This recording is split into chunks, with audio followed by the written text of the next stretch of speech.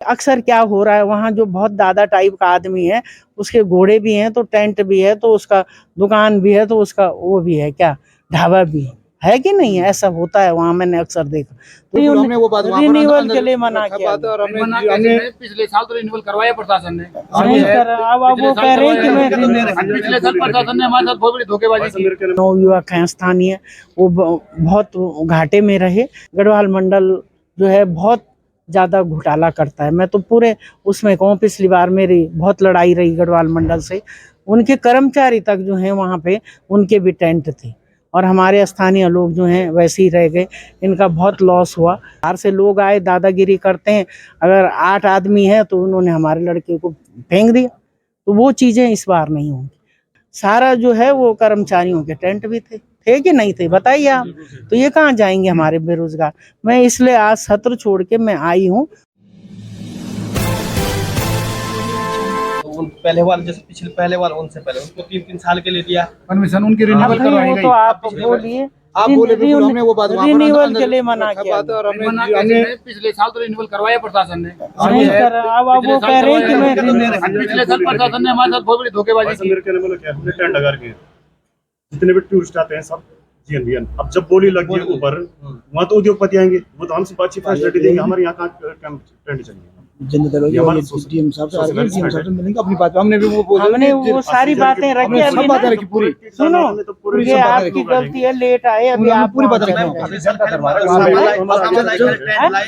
माल पिछली बार सामान लाए, खाली लाए राणा जी, ऐसे ही पड़ा। हमने डीएम साहब से कहा कि जो बाहर वाला वो रख इस समय जिला सुपर वाला भी जिला स्तरीय हम लोगों की प्राथमिकता नहीं। पिछले साल कल के दिन हम बद्रीनाथ पिछले साल जमीन प्लान हमने की, पिछले साल जमीन प्लान हमने की। इस साल वो परमिशन किसी और को मिल जाएगी। हमें जो पता था नहीं जगह मुहैया करवाई, सेंचुरी की वजह से तो लॉटरी सिस्टम कुछ को तो मिल सकती है, कुछ लोगों को तो मिल सकती है। नमस्कार, मैं हूं सुनीत चौधरी और आप देख रहे हैं पहाड़ी सफरनामा। केदारनाथ यात्रा प्रारंभ होने वाली है अभी। हालांकि महाशिवरात्रि पे केदारनाथ कपाट खुलने के दिन तय होंगे, उससे पहले व्यवस्थाओं को लेके जो तैयारियां हैं वो शुरू हो गई हैं।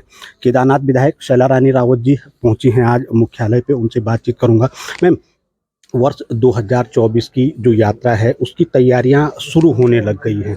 तमाम जो स्थानीय बेरोजगार हैं हर वर्ष यात्रा के दौरान किसी न किसी रोजगार से यात्रा में जुड़ते हैं। इस बार की क्या कुछ इस तरीके की व्यवस्थाएं हैं कि स्थानीय जो बेरोजगार हैं उनको रोजगार से जोड़ा जाएगा? इस बार जो है केदारनाथ यात्रा पे बहुत पहले से ही तैयारियां शुरू हो गई। जिला प्रशासन बहुत चुस्त दुरुस्त है और बहुत गंभीरता से इस पे सोच रहा है। पिछली बार जो है बहुत भगदड़ थी, बहुत हड़बड़ाहट थी, यात्री यहाँ पे रुका नहीं। और जो हमारे 9 युवक हैं स्थानीय, वो बहुत घाटे में रहे। तो इसलिए इस बार इस तरह की व्यवस्था हो कि टेंट की एक सीमा हो और दुकानों की भी, और प्रशासन जो है उसमें लॉटरी सिस्टम करके उस व्यवस्था को देगा ताकि सुव्यवस्थित हो और यात्री के लिए भी सुविधा हो। तो इस संबंध में सारे लोग आए थे, बात करी अभी। तो प्रशासन की नीयत बिल्कुल साफ है कि स्थानीय लोगों को मिलना चाहिए। लेकिन जो कल की विज्ञप्ति है उस पर प्रशासन चाह रहा है भाई कि हमें भी तो जो है अपनी इनकम बनानी है। जैसे गढ़वाल मंडल जो है बहुत ज़्यादा घोटाला करता है। मैं तो पूरे उसमें कहूँ, पिछली बार मेरी बहुत लड़ाई रही गढ़वाल मंडल से। उनके कर्मचारी तक जो हैं वहाँ पे, उनके भी टेंट थे और हमारे स्थानीय लोग जो हैं वैसे ही रह गए। इनका बहुत लॉस हुआ। तो इस बार सुव्यवस्थित जितना कि वहाँ पे ज़रूरत है, ऐसा नहीं कि हमने कह दिया कि 200 होंगे, लेकिन स्थान वहाँ पे फिर क्या है, वो सेंचुरी एरिया है, उसमें हम मनमानी भी नहीं कर सकते। तो एक चीज़ों को लेते हुए, पुरानी व्यवस्था को देखते हुए उसमें जो है हम लोग चाह रहे हैं कि टेंट लगे लेकिन सुव्यवस्थित है। विधायक जी, क्योंकि अभी प्रारंभिक दौर है तैयारियों का, व्यवस्थाओं का, उसको लेके अभी एक लंबी प्रक्रियाएं होनी है, लंबी पॉलिसी तैयार होनी है। क्योंकि स्थानीय जो बेरोजगार हैं, जो वहाँ पे टेंट्स और अन्य कारोबार करते हैं, उनका कहना है कि जो शुल्क उनसे 300 से 500 रुपया लिया जाता था, इस बार वो 80,000 कर दिया गया है। नहीं, वो 80,000 वाला तो ऊपर के एरिया में, जहाँ पे कुछ लोग कहते हैं कि ये स्पेशल एरिया हमारा है, उसमें तो प्रशासन अपने हाथ में रख रहा है। लेकिन उसके बाद जो है अभी ये आइडेंटिफाई करेंगे कि कितनी जगह है, कितने टेंट और लग सकते हैं, क्योंकि बहुत सही स्थिति कोई नहीं बता पाया इस समय कि कितने कितने टेंट की वहाँ पे ज़रूरत है। तो ये प्रशासन आइडेंटिफाई करेगा और कोशिश रहेगी कि ज़्यादा से ज़्यादा लोगों को जो है व्यवस्था दी जाए। 40 दुकानों की व्यवस्था सोनप्रयाग में हो रही है, कुछ दुकानों का जो है सीतापुर में हो रहा है, और रास्ते में भी बहुत व्यवस्थित ढंग से जिसका रोजगार है उसको नुकसान न हो, ऐसा प्रशासन ने अभी हमसे कहा। स्थानीय बेरोजगारों के साथ आज आपकी वार्ता जिलाधिकारी से हुई है, क्या क्या प्रमुख बिंदु उसमें रहे हैं?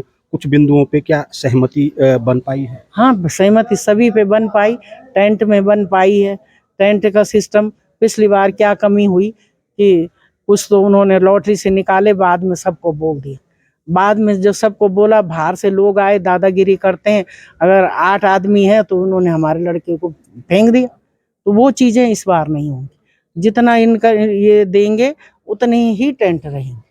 और उसमें जो है हमारे बोल दिया स्थानीय लोग ही उसमें अप्लाई करें। बेरोजगारों का कहना है कि जो विज्ञप्ति जारी हुई है वो पूरे उत्तराखंड के लिए जारी हुई है। वो वाली अलग है, वो कह रहे हैं जिलाधिकारी, वो हमारी भी इनकम होनी चाहिए। हम जो गढ़वाल मंडल करता था वो इनकम हमारी होनी चाहिए। उसमें ये लोग थोड़े नहीं थे ऊपर वाले। जो केदार धाम में है टेंट का जो इन्होंने विज्ञप्ति दी, उसमें ये लोग कहीं भी नहीं थे। और नीचे की तरफ जो है वो होगा, और कम टेंट देंगे। जैसे किसी का 10 टेंट थे, किसी के 2 ही थे, वो रोते रोते घर चला गया। और अक्सर वहाँ क्या हो रहा है, दादागिरी होती है। बाहर से लोग आते हैं और आए और जो गरीब लड़का होता है उसको भगा देते हैं। होता नहीं होता है, ऐसा होता है। तो उस पे पाबंदी होगी और स्थानीय लोगों के लिए निकलेगा। उसमें 1000 दुकानें भी आ रही, 1000 ढाबे भी आ रहे, 1000 और 1000 2000, और हो सकता है 3000 टेंट भी हों, तो 5000 लोगों को उसमें आमदनी हो।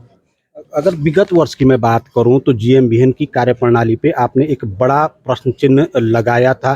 क्या ये उसी का नतीजा है कि अब मुख्य जो केदार धाम है वहां के लेकर के बोली लगाई जा रही है? नहीं, वो तो है ही। क्या है आप बताइए, 5 करोड़ के उनके टेंट, उनका जो है कितना घाटा होता है। एक भी कभी प्रॉफिट नहीं होता गढ़वाल मंडल से, कभी भी नहीं होता। अगर हम वहाँ रुक गए तो हमारा बिल प्रशासन देगा। अभी 2.5 करोड़ की देनदारी है प्रशासन पे जो VIP के लिए, आप बताइए। तो ये उनको भी नहीं रुकवा पा रहे। और सारे कर्मचारी, मैंने तो खुद देखा, मेरी तो बहुत लंबी लड़ाई रही, आप लोग तो सब ऊपर थे, तो वहाँ पे जो है सारा जो है वो कर्मचारियों के टेंट भी थे कि नहीं थे, बताइए आप। तो ये कहाँ जाएंगे हमारे बेरोजगार। मैं इसलिए आज सत्र छोड़ के मैं आई हूँ, और बिल्कुल नियत साफ है, कम हो और अच्छा हो। कोई घोड़े चलाएं, कोई जो है टेंट चलाएं, कोई दुकान चलाएं।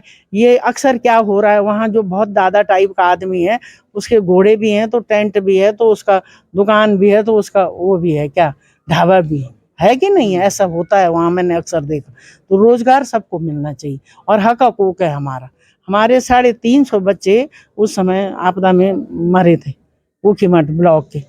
क्यों थे कि उनका हक हकूक था, वो जाते थे अपने पापा के साथ, अपना जून के महीने की छुट्टियों में वो अपनी रोजी रोटी कमाते थे। उस बिंदु को देखिए ना आप, जो बाहर से आ रहे हैं, जम्मू कश्मीर का आदमी भी वहाँ पे टेंट लगा रहा। हमने तो पिछली बार ये भी देखा। तो प्रशासन ने बिल्कुल हाथ पैर छोड़ दिए थे पिछली बार। इसको लेके इस समय कुछ सुझाव आपके द्वारा दिए गए हैं या कोई पॉलिसी? सबका मेरा तो ये है, सभी लोगों ने सुझाव दिए कि कम हो, अच्छे हो, व्यवस्थित हो। जो आदमी वहाँ पे जा रहा है अपना टेंट को लेके, वो उसको आमदनी जरूर हो।